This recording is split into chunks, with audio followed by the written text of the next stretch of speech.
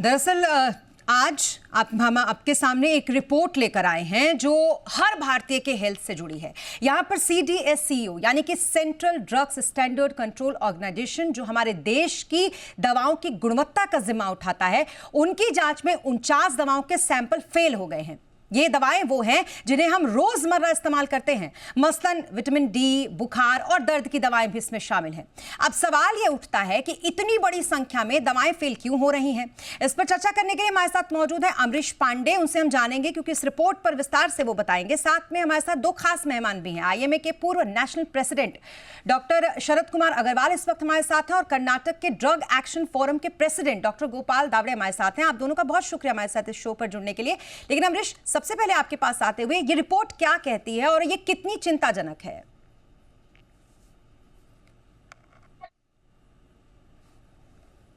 जिस तरह से हम पिछले कुछ दिनों से लगातार रिपोर्ट्स को देख रहे हैं, जितने नंबर उसके अंदर आ रहे हैं, एक अपने आप में बड़ी चिंता का विषय, क्योंकि ये सारी दवाइयां वो दवाइयां हैं जो या तो हम किसी लाइफस्टाइल बीमारी के इलाज के लिए खाते हैं या फिर ओवर द काउंटर आसानी से उपलब्ध है। इसके लिए हम कई बार किसी डॉक्टर की भी सलाह नहीं लेते हैं, जैसे कि कैल्शियम, विटामिन डी या किसी नॉर्मल दर्द की दवाई, या फिर शुगर कंट्रोल करने की जो दवाइयां होती हैं वो मल्टीविटामिन टैबलेट्स। इसको हम आमतौर पर किसी डॉक्टर से कई बार नहीं पूछते हैं, ओवर द काउंटर आसानी से मिलती हैं। और ये जो नकली दवाओं की पूरी लिस्ट मिली है, उसमें ज्यादातर वही दवाएं हैं जो कि इस तरह की बीमारी या फिर इस तरह के लाइफस्टाइल डिजीज को ट्रीट करने के लिए होती हैं। अगर हम पिछले महीने की लिस्ट की बात करें, जो कि अगस्त महीने की CDSCO ने जारी की थी, तो उसमें लगभग 108 दवाएं थी, जिसमें कि लगभग 9 दवाएं थी जो कि नकली थी। इसके अलावा बाकी जो दवाएं थी वो सब स्टैंडर्ड थी, यानी कि घटिया क्वालिटी की थी। और ये जो सितंबर महीने की लिस्ट है, इसमें भी 53 दवाएं हैं, जिसमें कि 4 पूरी तरीके से नकली है और बाकी जो 49 बच रही हैं वो घटिया स्तर की है, यानी कि उनको बनाने में कई तरह के मानकों का पालन, उनकी पैकेजिंग में कई तरह के मानकों का पालन नहीं किया गया। उन पर कई तरह की गाइडलाइंस, जरूरी जानकारी जो है उनके पैकेट्स पर नहीं देखने को मिली है। तो स्थिति अपने आप में चिंताजनक है। और जिस तरह से ये नंबर लगातार आ रहे हैं हर महीने, लगभग इतनी दवाएं, क्योंकि सैंपल साइज की अगर बात करें तो सबसे बड़ी चीज वो है, अगस्त के महीने में सैंपल साइज लगभग 7,000 दवाओं का था, उसमें 108 दवाएं नकली पाई गई, खराब क्वालिटी की पाई गई।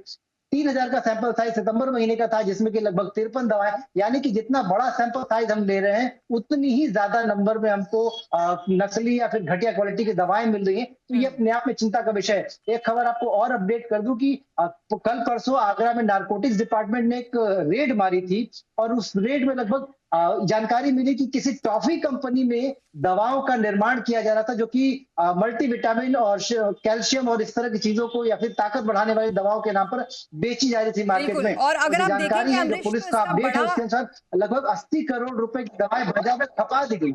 बिल्कुल। और अमरीश, अगर आप देखेंगे तो मल्टीविटामिन्स और इन सब का बड़ा ट्रेंड भी चल पड़ा है। लोग वैसे भी खाना पसंद करते हैं, उन्हें लगता है कि इससे उनको स्ट्रेंथ मिलेगी या कई तरीके की और जो दिक्कतें होती हैं उनसे वो पार पा पाएंगे। तो शरद कुमार जी, आपके पास आते हुए, क्योंकि आपने IMA में के साथ आप जुड़े रहे, आपने इसको बहुत नजदीक से देखा होगा। IMA का तो काम ही ये होता है कि जो छवि है इस जगत की, यानी कि चिकित्सा जगत जिसमें ये दवाइयां भी आती हैं, इसको बनाए रखना, सुनिश्चित करना कि किसी भी तरीके से इसकी छवि खराब ना हो। ऐसे में नकली दवाइयां, और ऐसा नहीं है कि पहली बार ऐसी कोई रिपोर्ट आई है, आपने पीछे भी देखा होगा कि ऐसी रिपोर्ट्स लगातार आती रही, अमरीश भी बता ही रहे थे। और उसमें भी साधारणतया वही दवाइयां होती हैं जो हम आम तौर पर रोजमर्रा के जीवन में इस्तेमाल करते हैं। इससे कितना बड़ा डेंट लगता है इस इंडस्ट्री को? देखिए, IMA डॉक्टर्स, मॉडर्न मेडिसिन के डॉक्टर्स की रिप्रेजेंटेटिव बॉडी है, देश की नहीं पूरे दुनिया की सबसे बड़ी है। ड्रग्स पे, फार्मेसी पे हम कई बार कह चुके हैं, डॉक्टर्स का कोई कंट्रोल नहीं है। ड्रग्स के कंट्रोल गवर्नमेंट का होता है, और जैसे आपने खुद बताया CDSCO, ड्रग कंट्रोलर ही इनको परमिशन देता है। FDI से लोग पास कराना होता है, लाइसेंस लेते हैं। और डॉक्टर्स का कंट्रोल केवल इतना है, over the year of time जिस दवाई को हम देते हैं अच्छे ब्रांड की, उससे हमें पता होता है कितने मरीजों को आराम मिल रहा है। सपोज हम 10 मरीजों में 10 एक ही उसकी 10 ब्रांड की दवाई दे रहे हैं, तो हमें ओवर द ईयर एक्सपीरियंस से पता चल जाता है कि हाँ, ये वाला ब्रांड की ये दवाई इसमें इफेक्टिव है, दूसरी नहीं है। बिकॉज ऑफ दिस स्पूरियसिटी, जैसा आपने खुद बताया कि हर महीने CDSCO ये लिस्ट जारी कर रहा है, और उसमें कितनी सारी नकली और बड़ी कॉमन दवाइयां, अस्थमा की, पेन किलर, एसिडिटी की, जो बड़ी कॉमन दवाइयां हैं वो नकली स्पूरियस खूब मिल रही हैं। और ये बहुत चिंता का विषय है। और मैं आपसे एक और रिक्वेस्ट करना चाहूंगा कि हम हर बार इस पे तो शो करते हैं कि इतनी सीडीएसओ ने लिस्ट निकाली, उसका थोड़ा फॉलो अप भी कराइए। एटलीस्ट एक लेटर डाल के उनसे पूछिए कि जो पिछली बार आपने लिस्ट जारी करी थी उस पे एक्शन क्या हुआ, उस पे क्या एक्शन हुआ, उसका क्या करा उन्होंने, और गवर्नमेंट की क्या प्लानिंग है, गवर्नमेंट क्या प्लान कर रही है इन चीजों को रोकने के लिए। क्योंकि ये होता क्या है, ज्यादातर स्पूरियस ड्रग्स आप देखिए मेट्रोज में नहीं बिकती हैं, ये बिकती हैं छोटे शहरों में, गाँव में। वहां की भोली वाली जनता है, उनको नुकसान नुकसान होता है इन दवाइयों से। या फिर इनकी सप्लाई होती है ज्यादातर जहाँ पे जो है मेलाफाइड इंटेंशन और किसी का कन्फ्लिक्ट ऑफ इंटरेस्ट होता है, कॉन्ट्रैक्ट पे दवाइयां मंगाई जा रही हैं जहाँ पे सारी, वहां पे इस तरह की दवाइयां ज्यादा जाती हैं। तो ये बहुत सीरियस इशू है, इसको आईएमए हमेशा उठाता रहा है। जो स्पूरियसिटी है ये बंद होनी चाहिए। और दूसरी बात, सीडीएससीओ या स्टेट नोडल एजेंसीज हो ड्रग कंट्रोलर की, उनके पास मैन पावर पूरा नहीं है। उनके पास इतना मैन पावर नहीं है कि वो जितनी भी दवाइयां बन रही हैं इंडिया में उनको प्रॉपरली हर बैच को चेक कर सके। जो क्वांटम है ये तो सिर्फ टिप ऑफ आइसबर्ग है। जैसा आप बता रहे थे अपनी रिपोर्ट में, करीब उन्होंने 1000-7000 बैचेस चेक करे हैं, जबकि बनते हैं लाखों में। तो 7000 में से अगर 108 दवाइयां आप कह रहे हैं कि उनमें या तो सब स्टैंडर्ड है या वो स्प्यूरियस है, तो ये बड़ा इशू है। आप सोचिए अगर हम पूरे कंट्री में देखें इसी सैंपल के हिसाब से, तो कितनी सारी स्प्यूरियस मेडिसिन अवेलेबल है मार्केट में। इमीडिएटली बैन होनी चाहिए, क्योंकि ये आम आदमी और गरीब आदमी की स्वास्थ्य के साथ खिलवाड़ है, बिल्कुल जो कहीं भी इसको अलाउ नहीं कर सकते। बिल्कुल, लेकिन वही बात है, हम लगातार अपने शो में भी ये बात कहते हैं कि नकली दवाओं से अगर बचना है तो बहुत ज़रूरी है कि आप भी अपनी तरफ से बहुत सारी चीज़ों का ध्यान रखें, जिसमें एक बात ये भी कही जाती है कि डॉक्टर्स जो आपको दवाइयाँ लिखते हैं आप कोशिश करें कि आप वही दवाइयाँ लें।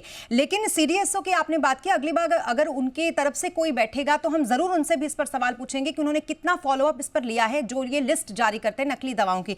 अमरीश, इस तरीके से सीडीएसओ ने, क्योंकि ये हम देखते हैं पहली बार तो है नहीं कि उन्होंने ऐसी लिस्ट जारी की हो, इसके पहले भी उन्होंने लिस्ट जारी की, क्या वाकई उनकी तरफ से कोई फॉलोअप लिया जाता है इस पर?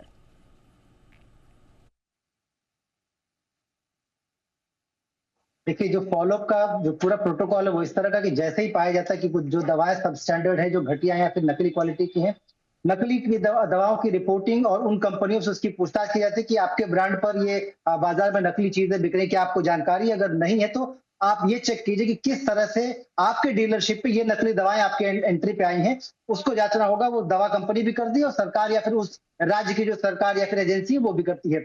इसके अलावा जो सब स्टैंडर्ड दवाएं है उसको लेकर जो तत्कालीन ऑर्डर होता है वो ये होता है कि तत्काल प्रभाव से इसको शेल्फ से हटाया जाए, यानी कि मार्केट से इसको रिकॉल किया जाए तत्काल प्रभाव से।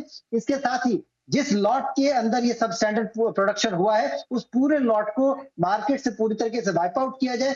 साथ ही साथ जिस फैक्ट्री में, जिस असेंबली लाइन में ये दवाओं का निर्माण हुआ है उसको, उस शिफ्ट में जो तमाम लोग थे उनसे पूछताछ की जाती है कि आखिर क्या वजह थी कि आपने स्टैंडर्ड प्रोटोकॉल का फॉलो नहीं किया है या किसी और वजह से किया है। साथ साथ अगर हम देखें तो कुछ केसेस की जानकारी एजेंसियों को भी दी जाती ताकि वो अपने इंटरनल जो सोर्सेस हैं उनके जरिए छानबीन कर सके कि क्या वाकई कोई मिली भगत है या जानबूझ के ऐसा कोई कर रहा है या फिर कोई और ही है जो किसी साजिश के तहत जानबूझ के दवाएं दे रहा है। बिल्कुल, और अमरीश, क्योंकि कर्नाटक ड्रग एक्शन फोरम के प्रेसिडेंट भी हमारे साथ इस वक्त मौजूद हैं, डॉक्टर गोपाल दावड़े, तो एक बार उनसे भी पूछते हैं। गोपाल जी, बताइए जरा हमसे कि इसको लेकर क्या प्रोसेस है सर, अगर इस तरीके के चीजें सामने आती हैं कि नकली दवाइयां हैं और नकली दवाइयां अच्छी तरीके से डिस्ट्रीब्यूट भी हो गई हैं, लोगों के बीच में भी है, और तब जाकर सीडीएसओ ये बात कहता है, तो फिर इसको लेकर क्या प्रोसेस है? बहुत धन्यवाद, आपने मुझे ये मौका दिया है। सबसे पहले तो एक महत्वपूर्ण मुद्दा ये है कि ये दवाएं ऐसे मार्केट में होना ही नहीं चाहिए। ये एक बहुत बड़ा मुद्दा है जो आम आदमी को उठाना चाहिए सरकार के साथ, सीडीएसओ के साथ, कि उनको एक ऐसा माहौल बनाना है सीडीएसओ को कि कोई भी ऐसा दवा नहीं बनाए। ये ऐसा हो सकता है अगर हम प्रोटोकॉल फॉलो करें तो। जैसे कि मैं बताता हूं, अभी तो हो गया, अभी आपने बताया कि ये सब स्टैंडर्ड है, ये स्पूरियस है, ये नॉट ऑफ स्टैंडर्ड क्वालिटी है, तो आपने उसको डिटेक्ट किया। वो ड्रग कंपनी बोलते हैं कि हमने नहीं किया, ये मैन्युफैक्चर किसी और ने किया है, तो आप उनको पकड़ेंगे। और दुर्भाग्य की बात यह है कि ड्रग्स एंड कॉस्मेटिक एक्ट के अंदर इसका पनिशमेंट भी बहुत कम है, मतलब कुछ है ही नहीं। ज्यादातर जज बोलते हैं कि जब तक ये कोर्ट खत्म नहीं होता तब तक बैठो, फिर उसके बाद में चले जाओ, ये पनिशमेंट खत्म हो गया। ये एक महत्वपूर्ण मुद्दा है। अगर कोई भी ऐसा दवा बनाते हैं तो उनको एक अच्छा पनिशमेंट के लिए भी व्यवस्था होना है। लेकिन मैं ये कहता हूं कि ऐसे दवाएं जो है वो मार्केट में आना चाहिए। वो कैसा हो सकता है? जैसे कि कोई ड्रग कंपनी है तो उसको हर चीज का एक डॉक्यूमेंट रखना चाहिए। जैसे कि कोई रॉ मटेरियल आता है तो उसका एंट्री होना चाहिए प्रॉपरली, उसका टेस्ट होना चाहिए, उसका प्रॉपरली रखने का एक जगह होना चाहिए। वो सारे चीजें जो हैं वो लिख के रखना चाहिए एक डॉक्यूमेंट में, और उसको हर चीज पे टेस्ट करना चाहिए। वो टेस्ट का रिपोर्ट उसको अटैच करना चाहिए। और ये जो हमारे ड्रग कंट्रोलर के अथॉरिटीज हैं उनको, यानी कि राज्य के जो स्टेट ड्रग कंट्रोलर के अथॉरिटीज हैं, उनको आके देखना है ये ड्रग कंपनीज में कि ये सब ठीक तरह से उन्होंने मेंटेन किया है कि नहीं। अगर कोई डॉक्यूमेंट ठीक नहीं है तो उनके ऊपर कार्रवाई लेना चाहिए। तो ऐसे करने से एक ड्रग कंपनी के अंदर जो होता है एक स्ट्रिक्टनेस बना रहता है।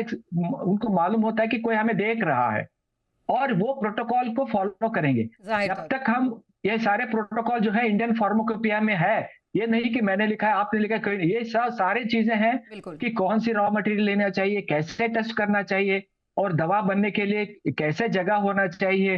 वो सारी चीजें जो है हमारे इंडियन फार्माकोपिया में है। कैसे टेस्ट करना चाहिए, कब टेस्ट करना चाहिए, कौन सा टेस्ट करना चाहिए, कौन सी दवा के लिए कौन सा लेबोरेटरी टेस्ट करना, ये सारे चीजें जो है वो हमारे इंडियन फार्माकोपिया में है। और हर ड्रग कंपनी के पास ये इंडियन फार्माकोपिया होता है। लेकिन क्या करते हैं, दवा के कंपनी कुछ शॉर्टकट निकालते हैं, और शॉर्टकट निकालने के लिए ये सारी मुसीबतें आ जाती हैं।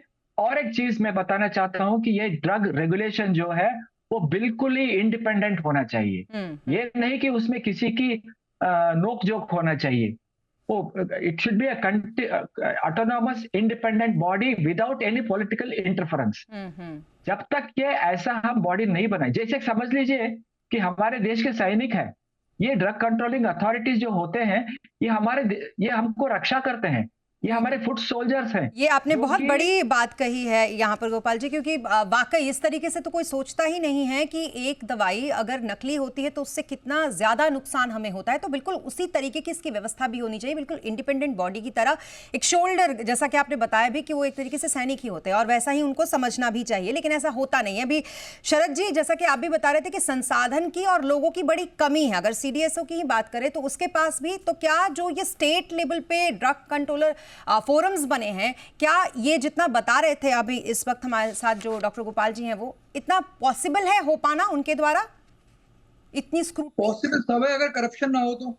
जी, सी द प्रॉब्लम इज, आप मुझे बताइए कि वो जो कंपनी है, कहीं ये बाहर से तो बन के आनी नहीं है दवाइयां, वो कहीं इंडिया में कहीं बन रही होंगी ना। आपने बद्दी का नाम सुना होगा, ऋषिकेश का नाम सुना होगा, हिमाचल के अंदर है ना।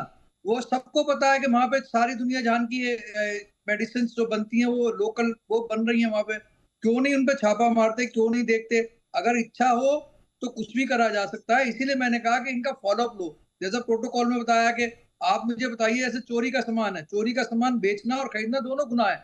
इसी तरह से वो स्पूरियस ड्रग किसने बनाई और कहाँ बिकी, वो रिकॉर्ड तो चेक कराएं और फिर ये बताएं कि किस किस तरह रिकवर करी। प्रोटोकॉल में बता दिया कि हाँ हमने ये कर दिया, ऑर्डर निकाल दिया, ये वापस आ गई, किसने देखा वापस आई कि नहीं आई वो, या अभी भी बिक रही है मार्केट में। तो ये जब तक इंटेंशन साफ ना हो और आपकी नीयत साफ ना हो तब तक कुछ नहीं होगा। इसीलिए उन्होंने कहा कि पॉलिटिकल इंटरवेंशन नहीं होना चाहिए। अगर पॉलिटिकल इंटरवेंशन होता है तो ये सब चीजें और पैट्रोनेज मिल जाता है काम करने का लोगों को। तो ये अगर आप ईमानदारी से काम करेंगे, 70% ईमानदारी से भी काम करेंगे, तब भी बहुत सारा इंप्रूवमेंट हो सकता है। पर क्योंकि भ्रष्टाचार इतना है और सबका बना हुआ है, तो इसलिए ऐसा होता है। वरना आप बताइए स्पूरियस ड्रग बनी कैसे सकती है बिना पैट्रोनेज के? फैक्ट्री कोई ऐसा तो है नहीं कि वो कहीं छोटी सी दुकान है 10 बाई 10 की लेके बना लेगा कोई। कहीं बिजली का उनने नोटिस वो लिया होगा, बड़ा कनेक्शन लिया होगा, सारे संसाधन लिए होंगे, रॉ मटेरियल जैसा बताया आ रहा है। तो वो सारी चेन है। ऐसा नहीं हो सकता है किसी भी शहर या गांव में कोई फैक्ट्री चल रही हो छोटी बड़ी और उसकी प्रशासन को नॉलेज ना हो। ये पॉसिबल ही नहीं है, आप भी जानते हैं। तो बेसिकली इच्छा शक्ति की कमी है। गोपाल जी, जी बिल्कुल समझ गए कि इसमें थोड़ा कहीं तो प्रॉब्लम इसमें है टेक्निकल, अगर आप देखा जाए तो। गोपाल जी, चर्चा तो होती होगी ना आप लोगों के फोरम में, जब आप लोग बैठते होंगे और ऐसी कुछ बातें निकल कर आती होंगी कि फिर इस बार ऐसी 43 दवाइयां आई जो कि नकली पाई गई, और वो भी ऐसे ड्रग्स हैं जो कि अक्सर हम बुखार में लेते हैं, खांसी में लेते हैं या फिर मल्टीविटामिन के नाम पे लेते हैं। तो आप लोग तो आपस में चर्चा करते होंगे ना कि इसको लेकर क्या किया जाए या आगे क्या कर सकते हैं, इसके लिए सुझाव दिया जाए। या इसके लिए सुझाव यही है, एक तो हमारा ड्रग कंट्रोलर मैकेनिज्म जो है, औषध नियंत्रण अधिकारी जो है, उनको अच्छा काम करना है। हाँ, ये बात जरूर है कि उनमें स्टाफ कम है, लेकिन जितने भी स्टाफ हैं वो भी अभी ठीक से काम नहीं करते, वही प्रॉब्लम है। और ज्यादातर भ्रष्टाचार है और पॉलिटिकल इंटरफेरेंस है। ये सारी चीजें जो है, भ्रष्टाचार, पॉलिटिकल इंटरफेरेंस, ये सब अभी एक ऐसा सिस्टम हम बना सकते हैं, ये अभी जो कंप्यूटर सिस्टम आ गया है उसके जरिए हम ऐसा सिस्टम इन प्लेस डाल सकते हैं कि जिसके कि ये इसके लिए कोई अवकाश ही नहीं हो। ये ऐसा हो सकता है, ऐसा हुआ है, लेकिन उसके लिए जो है पॉलिटिकल विल चाहिए। ये पॉलिटिकल विल है तो ये जरूर होना चाहिए। और ये जो अभी आपने बताई, ये कई दवाएं जो है, पैरासीटामोल जैसे आपने बताया, ये विदाउट प्रिस्क्रिप्शन हम सब लोग लेते हैं, कई लोग लेते हैं, कोई बुखार है, कोई सर दर्द है तो लेते हैं। अगर वो कंज्यूमर, उसको कैसा पता चलेगा कि ये नॉट ऑफ स्टैंडर्ड क्वालिटी है? वो पता ही नहीं चल सकता वो तो बेचारा बुखार के मारे अनुभव कर रहा है, तो वो कुछ रिलीफ के लिए वो मेडिसिन ले रहा है।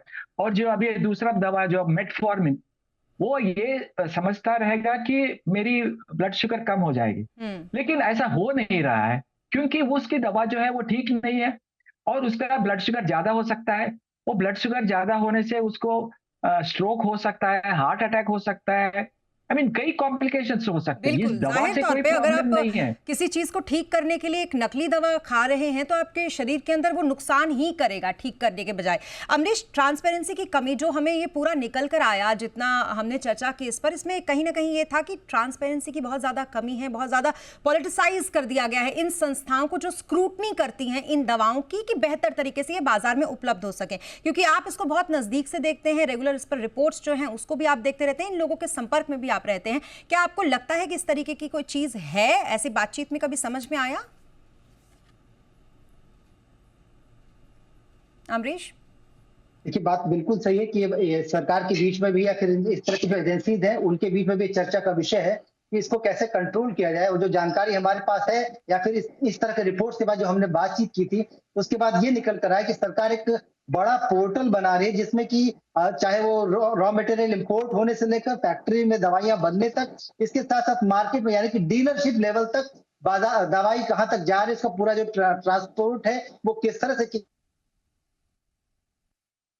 तो कुल मिलाकर आने वाले समय में सरकार इसको लेकर एक पूरा प्रोटोकॉल बनाने की कोशिश में है, ताकि जो ट्रांसपेरेंसी है इस इंडस्ट्री की वो बनी रहे और साथ ही सही तरीके से बेहतर और बिल्कुल सही दवाई आप तक पहुंच सके। बहुत शुक्रिया हमारे साथ इस चर्चा में जुड़ने के लिए, हमारे दोनों मेहमानों का बहुत शुक्रिया, और अमरीश आपका भी तमाम डिटेल्स के लिए।